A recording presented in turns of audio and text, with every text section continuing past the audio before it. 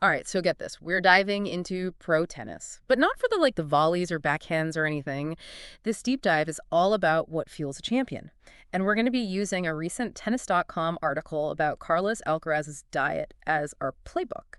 Now, even if you've never picked up a racket, I think you'll still want to stick with us. This isn't just for tennis fans. This is about how what we eat impacts our ability to hit peak performance in anything we do. It's so fascinating how athletes at this level, they're like treating food as this key part of their training regimen. We're kind of going beyond that simple, like, eat your veggies thing. Now it's really about precise choices to, like, maximize their energy and recovery. Yeah, and what's really amazing is that Alcaraz is only 21. But he's already dominating the tennis scene. So, Right. imagine the pressure. Imagine the stamina that's needed. It's mind-blowing. But here's the twist. His diet isn't like this crazy restrictive thing. Yeah, it's definitely strategic. Yeah. But it's not about deprivation. The tennis.com article highlighted this really well. He actually eats what he enjoys, but makes very, very specific choices, particularly before a big match. Okay, so picture this. It's match day. The crowd is going wild. And Alcaraz is about to walk onto the court. So what's fueling this incredible athlete? Gluten-free mixed pasta with cocoa cream. But here's where it gets really interesting. Yeah, that cocoa cream, that's not just any ordinary topping. It's actually this traditional Spanish dish called ambrosia. And it's made with olive oil and dates, which like adds this whole other layer of cultural significance to his pre-match meal. It's like he's tapping into his roots for energy. But I remember reading that Roger Federer, he used to love ice cream and chocolate before matches. Talk about different approaches. Right, and that's actually what I find so compelling about all of this. It really emphasizes that there's no one-size-fits-all solution. Athletes are really starting to realize that food is not just fuel. It's actually like a tool to be customized to their individual needs and preferences. Alcaraz also seems to really love sushi, especially fish, the night before a match. But the article also mentioned that when he's at home, he enjoys the typical cheat meals, hamburgers, pizza, and kebabs. Exactly. And this just goes to show that even elite athletes, they're human. They have normal cravings. It's all about striking that balance. Discipline when it matters, but also allowing yourself to enjoy food and life too. This is making me think about the role of Alcaraz's physiotherapist, Jorge Moreno. The article mentioned that a few years back, Moreno recommended Alcaraz go gluten-free based on some blood test results. And that right there highlights a crucial shift that we're seeing. Athletes are relying more and more on personalized advice from experts like physiotherapists and nutritionists to really optimize their diets for peak performance. It's becoming less about like generic advice and more about individual needs. Okay, so let's bring some other tennis giants into this conversation. I read somewhere that Andy Murray, he was consuming something like 6,000 calories a day during his prime. Yes. And to put that into perspective, that's almost 3 times the recommended daily intake for an average adult male. But think about the intensity and the duration of his training regimen. I mean, he was burning an incredible amount of energy on the court, so his caloric needs were far greater than the average person. And then you have Novak Djokovic, who's very well known for his plant-based diet. Djokovic's approach is really interesting because it kind of speaks to this growing movement towards plant-based diets, not just for ethical and environmental reasons, but also for their potential performance benefits. There's a growing body of research that suggests that plant-based diets, they can reduce inflammation, improve recovery times, Yeah. and even enhance endurance. And of course, there's Rafael Nadal, who famously doesn't believe in diets at all. Nadal's philosophy is all about listening to your body and eating intuitively. He focuses on eating a variety of whole foods and paying attention to his body's hunger cues. So we have these incredibly successful athletes, all at the top of their game, but with wildly different approaches to food. What does this even tell us about finding the right approach for our own goals? Does it even matter what we eat, as long as we're getting enough calories? That's the question that we'll delve into next. It's about understanding that there's no single right way to eat. What works for Alcaraz might not work for Murray, and what works for Nadal might not work for you. It's about individualizing your approach based on your needs, your activity level, and even your personal preferences. Stay tuned. You know what I find fascinating? It's how these dietary choices like actually translate to performance on the court. You mean could Alcaraz's gluten-free pasta actually be giving him a competitive edge? I've heard that gluten can be inflammatory, but is that really a thing in athletes? It absolutely can be. See, Yeah. gluten can trigger inflammation in the gut for some people. And that inflammation, it isn't limited to just your digestive system. It can impact your whole body. Okay, so walk me through this. How does inflammation from gluten actually impact an athlete like Alcaraz?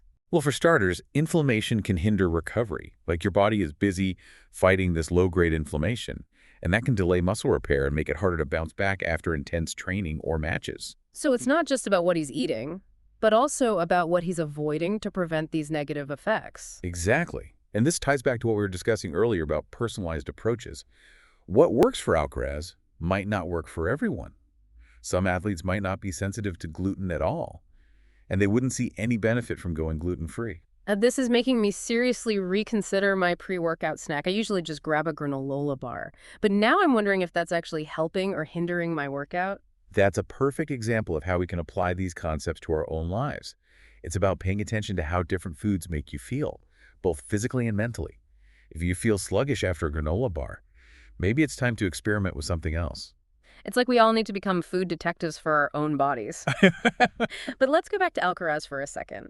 That gluten-free pasta with the cocoa cream ambrosia, it's such a unique pre-match meal. It really is. Yeah. And I think it speaks to how he's able to combine performance nutrition with personal preference and even cultural tradition. I love that he's incorporating something that clearly has meaning to him. It's like he's fueling both his body and his spirit. Precisely. And that psychological aspect is so important. Food is not just fuel. It's also about emotions, culture, and memories. And those positive associations can impact performance too. And speaking of enjoyment, the article mentioned how much Alcaraz loves indulging in those cheat meals when he's not training. You know, like burgers, pizza, you name it. That's a crucial point. It highlights the importance of balance. Like restricting yourself constantly can lead to cravings and even binge eating. Allowing yourself to enjoy your favorite foods in moderation can actually help you stick to a healthy eating plan long term. So it's not about being perfect. It's about finding that sustainable balance. But how do we actually do that? With all the conflicting information out there about what's healthy, it can feel impossible to know where to start. You're absolutely right. There's so much noise out there, so much conflicting advice. That's why it's so crucial to tune into your own body and become aware of how different foods make you feel.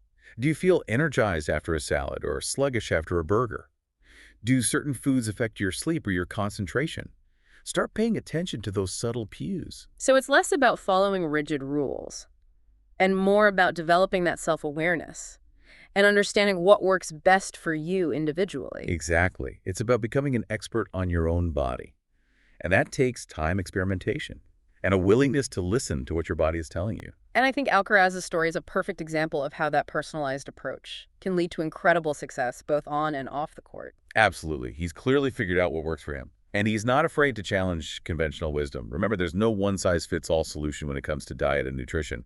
What works for a world-class athlete might not work for you, and vice versa. It's so interesting, right? But here's what I keep coming back to. If even small dietary tweaks can make a difference for world-class athletes like Alcaraz, what changes could we experiment with to boost our own performance? And I'm talking about like everyday life, not just sports. Yeah, that's the million-dollar question. Yeah. And it's one that each listener will need to answer for themselves, based on their own individual needs and goals. But I do think Alcaraz's story offers some valuable insights that we can all apply. All right, give us the goods. What are some actionable takeaways that we can start implementing today? Well, I think first and foremost, it all starts with awareness. Pay attention to what you're eating and how it makes you feel. Do you have more energy after a salad? Or do you feel sluggish after that burger? Does the big pasta dinner make it hard to sleep? Just start by simply tuning into those subtle cues from your body. I like that. It's like becoming a food detective for your own well-being. Exactly. And once you have a better understanding of how different foods affect you, you can start making adjustments that support your goals. Maybe you want more energy for your workouts, or better focus at work, or even just to feel more comfortable in your own skin. And it doesn't have to be about drastic changes or eliminating entire food groups. Remember, Alcaraz still enjoys his pizza and burgers. Absolutely. It's about finding that sustainable approach that you can stick with long term. Maybe it's about incorporating more fruits and vegetables into your diet, or experimenting with different sources of protein, or perhaps it's as simple as being more mindful of your portion sizes or the timing of your meals. This is reminding me that there are experts out there who can help with this too. Would you recommend that people consult with a nutritionist or dietitian? Absolutely, especially if you have specific goals, or if you're struggling to figure things out on your own. A registered dietitian can help you identify any potential deficiencies, create a personalized meal plan, and provide ongoing support and accountability. So as we wrap up our deep dive into Carlos Alcaraz's diet, what's the one key takeaway you want listeners to walk away with? Hmm. I think the most important message is that food is not the enemy. It's actually a powerful tool that can be used to enhance our physical, mental, and even emotional well-being. And by learning from elite athletes like Alcaraz, we can all discover how to fuel our bodies and minds more effectively to achieve our own personal best. And that's something to get excited about. I love that. So to all our listeners out there, as you go about your day, consider this. If a young tennis star can find a way to fuel his body for peak performance while still enjoying the foods he loves, what changes can you experiment with to boost your own journey? Remember, it's not about perfection. It's about progress. Start small, be curious, and most importantly, enjoy the process of discovering what works best for you. Until next time, keep exploring, keep learning, and keep diving deep.